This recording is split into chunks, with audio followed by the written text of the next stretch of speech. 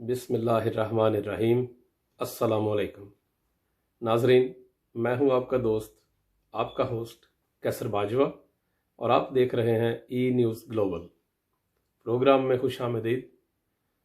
ناظرین، پچھلے general election سے پہلے پی ٹی آئی نے پاکستانی عوام سے بہت سے وعدے، بہت سے دعوے کیے تھے، جن میں ایک دعویٰ یہ بھی تھا کہ باہر کے ملکوں سے لوگ آ کے پاکستان میں نوکریاں ڈھونڈیں گے۔ تو میں سمجھتا ہوں کہ انہوں نے اپنا یہ دعویٰ سچ کر دکھایا۔ وہ کس طرح کہ آپ دیکھیں کہ باہر سے لوگ آئے ہیں اور پاکستان میں بڑی اچھے عہدوں پہ، بڑی بھاری تنخواہوں پہ ان کو لگایا گیا ہے۔ جی، میں بات کر رہا ہوں جناب وزیر اعظم صاحب کے جو اسپیشل اسسٹنٹس ہیں، جو معاون خصوصی ہیں، جو ان کے مشیران ہیں، ان کی وہ بیشتر لوگ بیرون ممالک سے آئے ہیں، اور وہ یا تو وہاں کے شہری ہیں یا ان کے پاس وہاں کی پرماننٹ ریزیڈنس ہے، لیکن وہ اس ملکوں میں بھی کروڑوں پتی تھے، اربوں پتی تھے، اور پاکستان میں ان کو بڑی اعلیٰ مرتبے والی یہ جو پوسٹس ہیں ان پہ لگایا گیا ہے۔ اور میری بات آپ سمجھ رہے ہوں گے، ان میں سب سے پہلے تو جناب ان کے بہت قریبی دوست زلفی بخاری صاحب ہیں، جو یو کے نیشنل ہیں۔ اس کے بعد عبدالحفیظ شیخ صاحب ہیں، وہ تو خیر انہوں نے اپنے آپ کو کلیئر کر دیا کہ ان کے پاس کوئی بیرون ملک نیشنلٹی نہیں ہے۔ پھر افضل چند صاحب ہیں، اس کے بعد بابر صاحب ہیں۔ تو یہ وہ سارے لوگ ہیں جو پاکستان میں نوکری ڈھونڈنے آئے ہیں، اور ان کو بڑی اچھی نوکری دے دی گئی ہے، جبکہ پاکستان میں ان سے زیادہ اچھے دماغ، اچھے انسان اور اچھے پڑھے لکھے اور قابل لوگ موجود تھے، جو کہ یہ سارے عہدے یا جو ذمہ داریاں تھیں وہ سنبھال سکتے تھے۔ خیر، اس پہ تو مجھے امید ہے کہ آپ عوام کی طرف سے بھی ریئیکشن آئے گا۔ باقی اپوزیشن اور میڈیا، ان کا ریئیکشن تو لازمی ہے، وہ اس پہ اپنا ریئیکشن دیں گے اور دینا بھی چاہیے، کیونکہ پاکستان میں کسی طرح کے بھی ٹیلنٹ کی کمی نہیں ہے۔ پاکستان میں رہنے والے جو لوگ ہیں وہ پاکستان کی معاشی حالات، پاکستان کے سیاسی حالات، پاکستان کے معاشرتی جو حالات ہیں، وہ ان سب کو اچھی طرح سمجھتے ہیں۔ تو میرے خیال میں یہ بہتر آپشن تھا کہ یہیں سے ہی لوگوں کو لے کے تو ان عہدوں پہ لگا دیا جاتا۔ خیر، دوسری بات یہ ہے کہ انہی دعووں میں، انہی وعدوں میں ایک یہ بھی تھا کہ جناب پرائم منسٹر صاحب اپنی کابینہ کو، اپنے مشیروں کو کم سے کم تعداد میں رکھیں گے، لیکن وہ بات بھی غلط ہوئی۔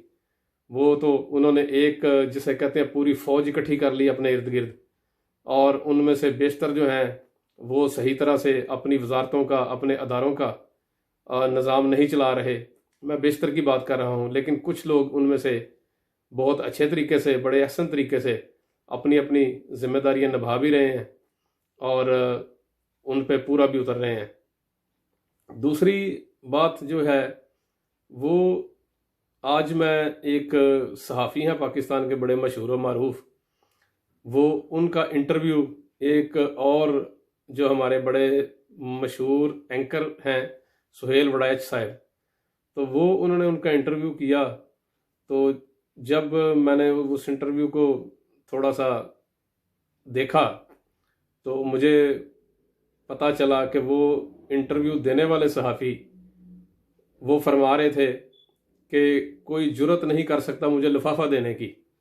ہو سکتا ہے وہ ٹھیک کہہ رہے ہوں، وہ لفافہ لیتے ہی نہ ہو، وہ بریف کیس سے نیچے ان کا کام ہی نہیں چلتا ہوگا۔ پھر انہوں نے ایک اور، میرا خیال ہے وہ کچھ ہانکی یا شاید سچ بھی ہو، انہوں نے کچھ اپنا روب بھی دکھانے کی کوشش کی۔ انہوں نے کہا کہ میں نے اپنی زندگی کا بہترین وقت طالبان کے ساتھ گزارا ہے۔ تو یہی بات اگر کوئی اور کر دے، جو کوئی بھی ہو سکتا ہے، اگر کوئی طالبان کے حق میں کوئی بات کر دے، تو یہی جو صحافی حضرات ہیں وہ डंडा लेके उनके पीछे चढ़ दौड़ेंगे। तो पता नहीं इनके ये कौलो फेल में तजाद क्यों आता है कि एक तरफ तो वो तालिबान की तारीफ़ें करते हैं, दूसरी तरफ कभी दुश्मनी ज़ाहिर करते हैं। खैर ये हर एक का अपना ज़ाती फेल है, तालिबान हो या कोई भी हो, वो जो है उनको इंसानियत को नुकसान नहीं पहुंचाना चाहिए। और बाकी अल्लाह बेहतर जानता है कि इसमें किस हद तक सच है या झूठ है। फिर वो ये फरमा रहे थे कि उन्होंने मशीन गन भी चलाई है, एंटी एयरक्राफ्ट गन भी चलाई है। तो जनाब चलाई होगी, लेकिन जो अभी तक हमने हकीकत में ये देखा है कि आप के अल्फाज माशाल्लाह किसी भी गोली से ज़्यादा बेहतर काम करते हैं जो आप लोगों के बारे में, सियासतदानों के बारे में फरमाते हैं। तीसरी बात उन्हीं के हवाले से ये है कि वो ये भी फरमा रहे थे कि मेरे पास अपना घर नहीं है।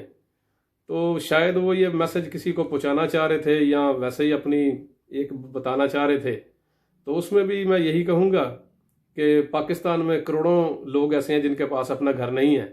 खैर जिस तरह गवर्नमेंट ने वादा किया है तो सारी दुनिया उसी उम्मीद पे बैठी है। तो आप भी 50 लाख घरों में जब वो तमीर हो जाएं तो उनमें आप दरखास्त दे दीजिएगा, वरना फिर हमारे पाकिस्तान में एक बहुत ही अमीर तरीन एक साहब हैं जो सहाफ़ियों को प्लाटों से और बने बनाए घरों से नवाजते हैं। आप उनसे भी रब्ता कर सकते हैं, और अगर आपको कोई लिंक चाहिए तो उसके लिए मेरे ख्याल में हामिद मीर साहब और एक खातून एंकर हैं, वो आपके लिए बेहतरीन एक ज़रिया साबित हो सकती हैं। तीसरी बात जो एक इंटरनेशनल ख़बर के हवाले से है वो है अपने हमसाया मुल्क इंडिया में। इंडिया में ये कोरोना वायरस जो है वो भी बड़ा स्पीड से फैला है, और कुछ हमारे हजरात या लोग वो इसको मुआजना करके ये कहते हैं कि देखें जी पाकिस्तान ने काबू पा लिया, पाकिस्तान में तो बहुत कम अमवात हुई हैं और केसेस बड़े कम हैं, जबकि इंडिया में देखें अमवात कहाँ पहुँच गई हैं और वहाँ केसेस भी बहुत ज़्यादा हैं। तो भाई ये भी बात ज़हन में रखें कि इंडिया 140 करोड़ अवाम का मुल्क है, जबकि पाकिस्तान सिर्फ 20 करोड़ अवाम है। तो ये मत समझें कि ये पाकिस्तान में इतना नहीं फैला या इंडिया में बहुत ज़्यादा फैला है। ये पाकिस्तान में भी उसी शिद्दत से, उसी रफ्तार से फैला है। इसलिए आप सबको इससे बहुत ही मुहतात रहने की ज़रूरत है जब तक इस मूजी वायरस का इस पूरी दुनिया से ख़ात्मा नहीं हो जाता। तो इंडिया ने खैर वो बात से बात निकल गई। उन्होंने उनका किसी एक शहर है ऋषिकेश, उनका एक ये मजहबी शहर भी है, वहाँ पे कुछ गैर मुल्कियों को उन्होंने कोरोना वायरस की जिसे कहते हैं खिलाफ वर्जी करते हुए देखा। तो उनसे कहा कि अब आपको सज़ा के तौर पे आप 500 यानी कि 500 दफ़ा कागज़ पे आई एम सॉरी के अल्फाज लिखें।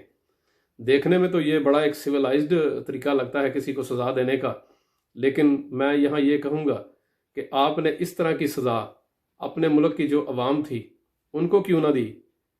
क्यों? इसलिए कि वो गरीब हैं, वो गैर मुल्की नहीं हैं।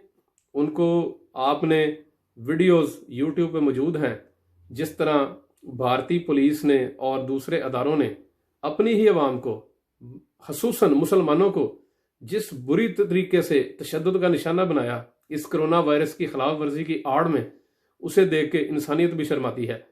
लोगों को डंडों से, ठुड्डों से, लाठियों से बेदरेग मारा गया है। इस तरीके से उनकी पिटाई की गई है कि वो शायद बेचारे अपनी हड्डी पसलियां अभी तक सेक रहे होंगे। तो ये एक दोगलापन जो है ये इस तरह भी नहीं होना चाहिए, किसी भी मुल्क में नहीं होना चाहिए। ये तो खैर वहाँ की एक खबर थी इसलिए मैंने आपको बता दी। तो लेकिन उम्मीद ये करते हैं कि पुलिस जिस तरह दूसरे महज़ब ममालिक में अपने अवाम के साथ अच्छे तरीके से पेश आती है, तो हमारी पुलिस भी, हमारे पड़ोसी ममालिक की पुलिस भी अपने अवाम की रिस्पेक्ट करे, उनको इज़्ज़त दे, और किसी छोटी सी गलती के लिए उनको इतनी सज़ा ना दे कि वो हमेशा के लिए अपने जो ये अदारे हैं उनसे मुतनफ़र हो जाएं। तो ये आज की बात थी, आज की खबर थी। मुझे उम्मीद है कि आप दोस्तों को ये वीडियो पसंद आएगी। तो मुझे अपनी दुआओं में याद रखिएगा। अल्लाह आप सबका हामी और नासिर हो। अगली वीडियो तक के लिए इजाज़त दीजिए। पाकिस्तान जिंदाबाद।